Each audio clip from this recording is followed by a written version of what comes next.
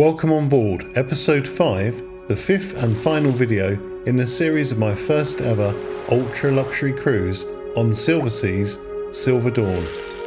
Join us as we sail Transatlantic, crossing from Barbados to Lisbon.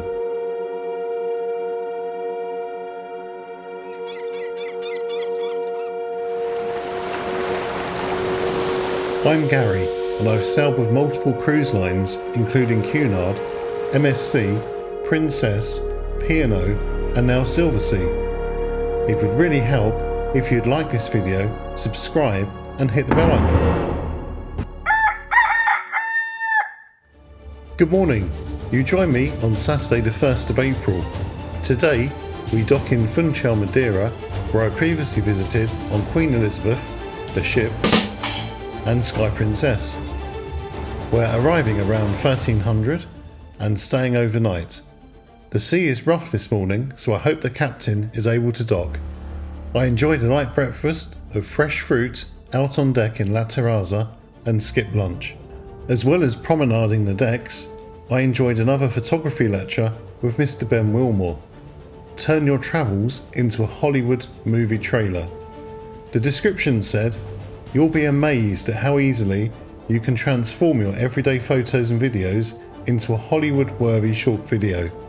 An easy-to-use template in Apple's free iMovie app for the iPhone or iPad will automate the process of adding pro-quality music, transitions, animations and those signature ending credits to your project." It was another really worthwhile lecture.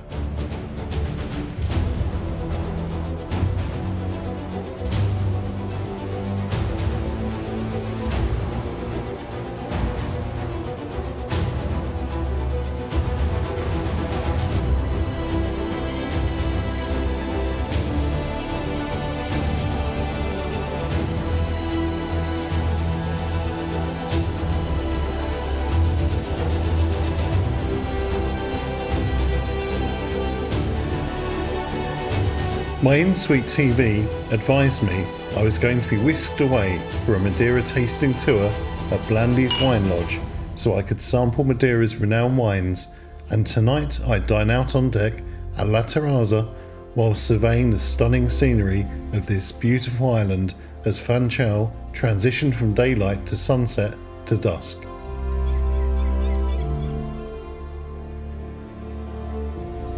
Prior to that, we stopped at two viewpoints, which I have a sneaky suspicion will feature on my panoramic tour tomorrow morning. It was quite unique being above the clouds. We were high up, as you can see, and there was a glass walkway for those brave enough to stand on the glass and look down. Surprisingly, it held my weight, so I should be fine for a number of courses at Terrazzo tonight still. When I visited Funchal the first time, I walked around the old town. On the second visit, I had a walking tour of the town which featured local food and drinks, and on another occasion I walked to the gondola which whisked me up the mountain, and then I came down on a toboggan before walking down the rest of the way, which was very adventurous. This visit, it was fantastic to have a coach trip exploring outside the town of Funchal itself.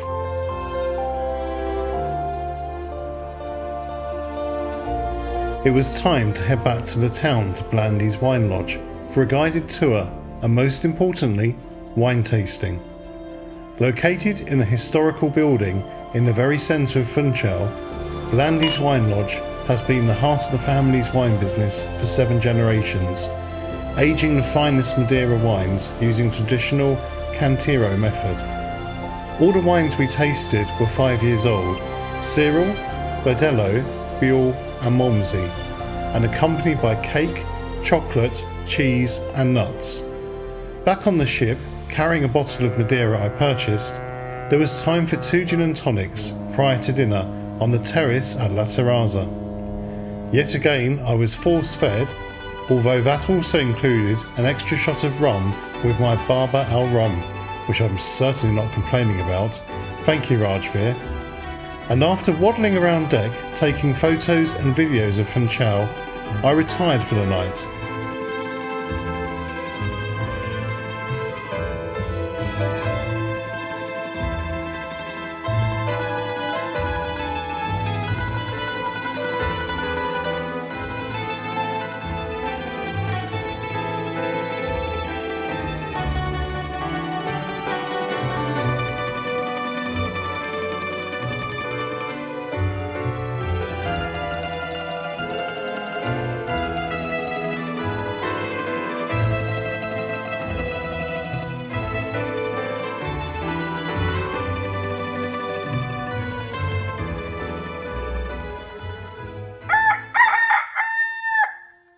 Good morning. We stayed docked in Funchal, Madeira overnight. I'm still feeling full from yesterday, so I skipped breakfast this morning and headed out at 8:45 for a panoramic tour of Madeira. Fortunately, we weren't taken to any of the places I visited on the tour the day before. Result: Madeira is beautiful, and I'm so pleased I got to see more of the island than the last 2 times I visited. We started at the Terra de Luta viewpoint, but the statue in honour of Nossa Senhora de Monte was covered in scaffolding. Built as part of the promise made by Madeirians during the bombing raids carried out by the German submarines against Funchal in 1917. Then on to Ribeiro Frio Forest Park and Ribeiro Frio Aquaculture Centre, where we saw the Rainbow Trout Nursery aiming to repopulate the island's watercourses. We saw a huge rock called Penna de Aqua from various places, including the Portela viewpoint. Finally, Sacred Heart of Jesus statue from the Cristo Rio viewpoint with views over the Atlantic Ocean. Excuse my pronunciations as usual. Thank you.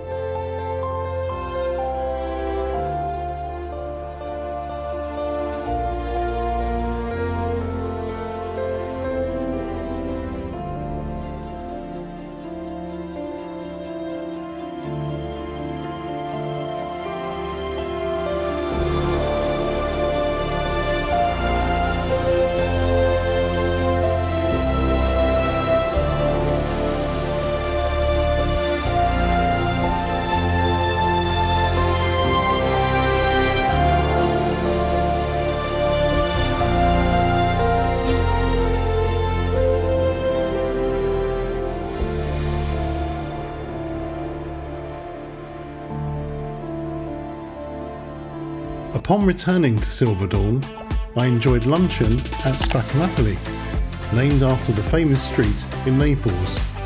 I chose Diavola pizza with San Marzano tomatoes, fior di latte, spicy salami and fresh basil with extra virgin olive oil. I customised the pizza to my taste by asking to add anchovies and black olives. It was delicious. After that, it was time for gelato. So I visited the gelato bar and chose chocolate, coffee and hazelnut flavours. I then enjoyed caviar on the balcony watching over Funchal. All was going smoothly until this pirate galley tried to plunder our caviar and grog. Well, shiver me timbers, we weighed anchor and left Funchal around 1800 hours.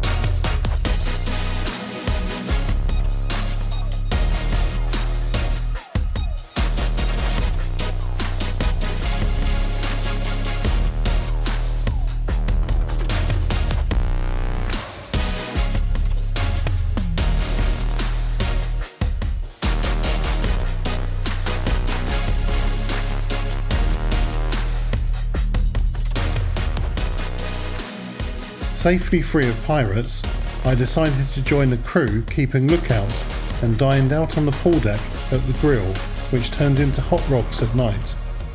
The rocks are sourced from volcanic rock and placed in an oven to reach an optimum temperature of 400 degrees C.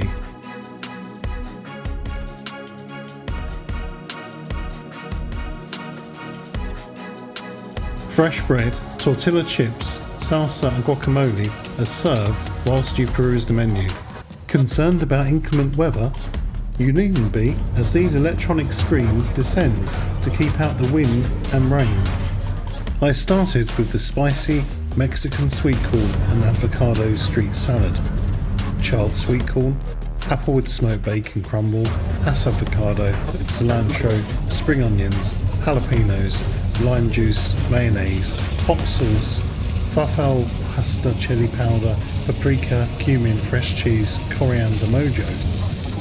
Then the signature, the butcher's rock. Veal scallopine, I chose not to have the veal. Assorted satay, paprika meatballs, cumin koftas, salmon fish cakes, prawn skewers, with sides of French fries, onion rings, battered mushrooms, marinated vegetable skewers, and green peppercorn sauce. It was great fun cooking my own food.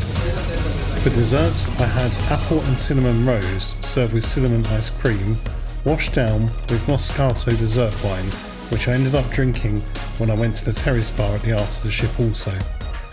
This means I have completed the achievement of dining out at all 8 venues on Silver Dawn. There should be a certificate, surely.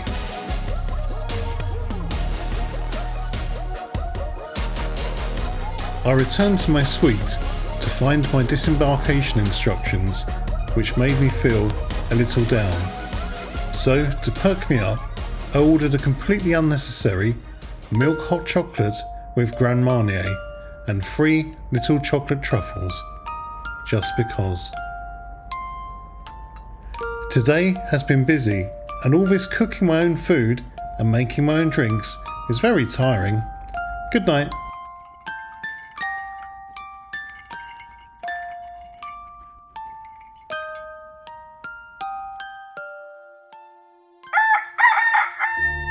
Monday the 3rd of April, en route to Lisbon, Portugal. Good morning. My day started with your usual common fare of soufflé with artichoke and spinach with a side of pork link sausage. The best sausage I have ever had at sea, and I've had some sausage in my time. Followed by grilled peaches topped with fresh honey. Why isn't this available everywhere? It was soon time to go to a lecture on iMovie, where I learnt a few more features I didn't know before. Thank you, Ben. At 11:15, a salt culinary demonstration on salted cod, where I was force-fed Portuguese wine and salt cod salad. The things I have to endure. Actually, are full of umbrellas on board. And then throwing stones into the sea causes storms are huge as well. So there are many superstitions at sea. Actually, I'm looking for new ones, so if you have anyone, so please share with me. But today, actually, more than a superstition, is a good luck. There's a big fish on the pool deck, so a tuna fish. So if you kiss it, it will be a good a fortune. So it's a good choice. Anyway, say that. Once again, I want to thank all of you for being cruising with us. Enjoy the rest of the day still on board, as the end will be tomorrow and not today, so enjoy at the fullest. Thanks again for your appreciation that you expressed personally to me yesterday for the great crew we have on board the Silver Dawn. So once again, thanks for cruising with us, and arrivederci e grazie. I had a wonderful luncheon in La Terrazzo, the best buffet I've ever experienced on the high seas. Another lecture in the afternoon on diplomatic immunity by Hilary McCormack. I then returned to my suite to pack my suitcases and myself full of caviar.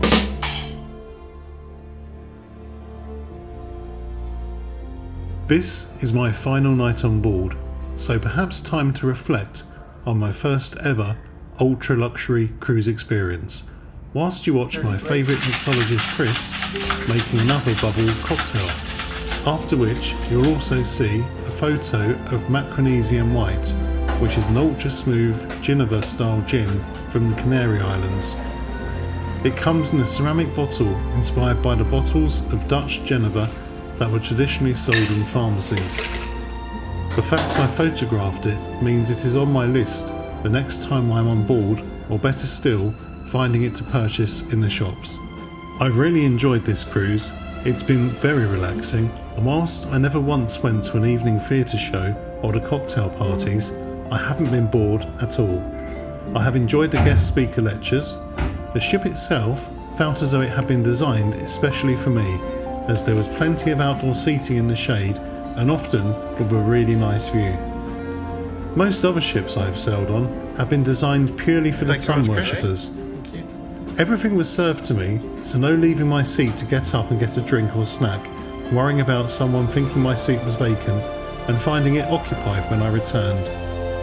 There is so much variety of food due to differing venues on board, although it isn't really all-inclusive when several of the restaurants have upcharges. My spa treatment cost a lot of money, but it was an amazing experience, and I can't imagine the other cruise lines ever offering champagne, spirits and chocolates in the spa. Can you? For the most part, I had the spa to myself too. The in-suite bathing experience also elevated my cruise to another level, although I only experienced it once. You won't believe how challenging it is to fit all this pampering into 12 days. Now it's time to head to S.A.L.T kitchen with one of my favourite waiters, Raphael.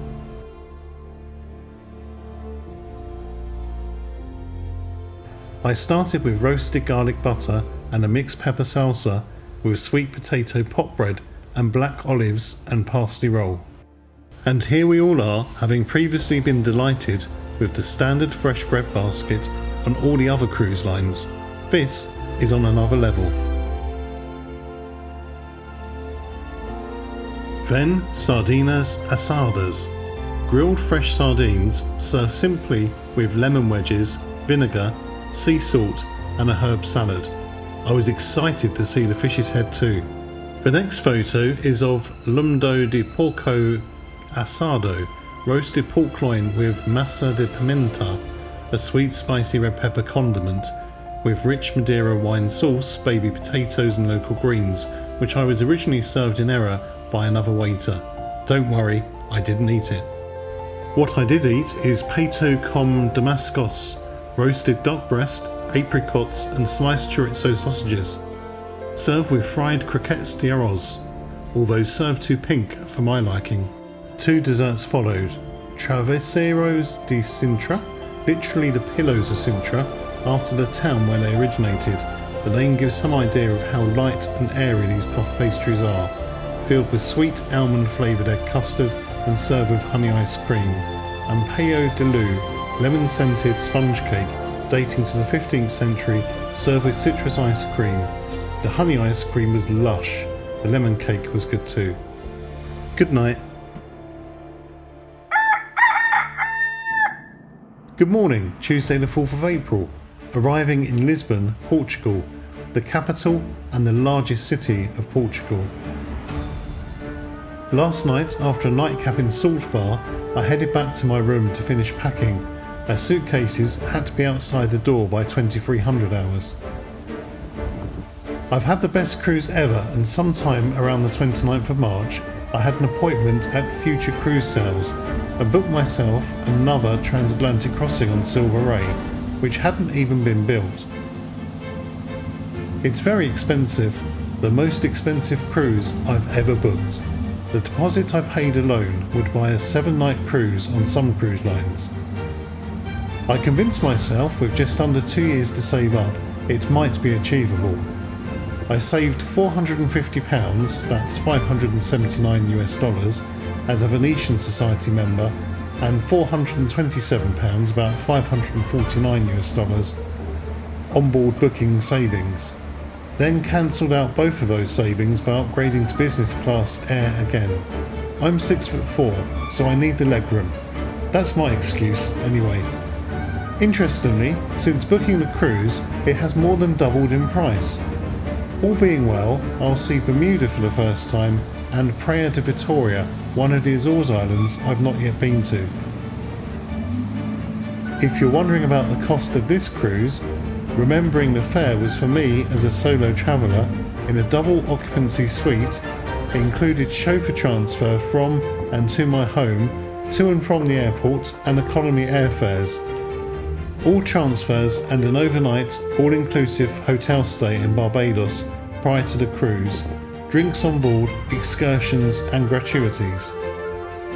The cost was £5,125, approximately $6,582, plus I paid £598, about $768 to upgrade both flights to business class. Comparing it to 12 nights in Cunard Queens Grill, which cost £5,998, approximately $7,703, which didn't include any transport, parking, transfers, excursions, gratuities, airfares or drinks around the ship, it's clear this Silversea sailing was definitely value for money.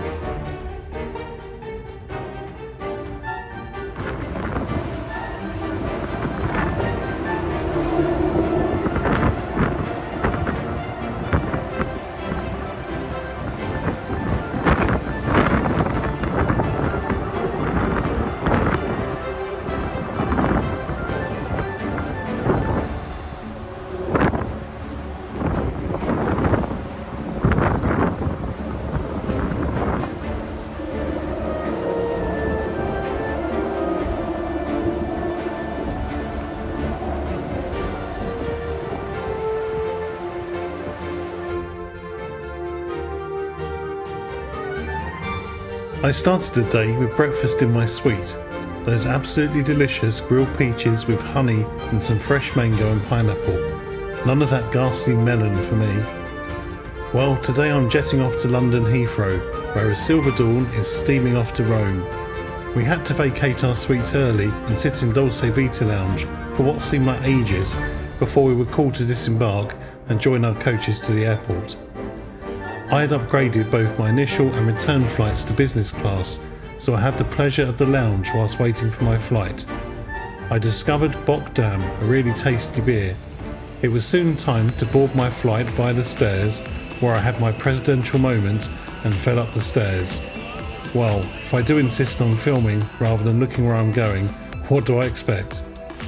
The in-flight British Airways catering wasn't quite up to Silversea standards, but was still tasty. Unfortunately, my black lane driver wasn't waiting for me at the airport when I arrived. I had to wait an hour for him to turn up. Whilst it was a limousine, I was disappointed to find one of my 2 suitcases still had to travel in the back with me. Not quite sure how Black Lane would have coped if there had been 2 passengers and 3 or 4 cases. I hope you've enjoyed my series. Thank you very much for watching. If you'd like the video and perhaps subscribe to my channel, it'd really help me out. Thank you.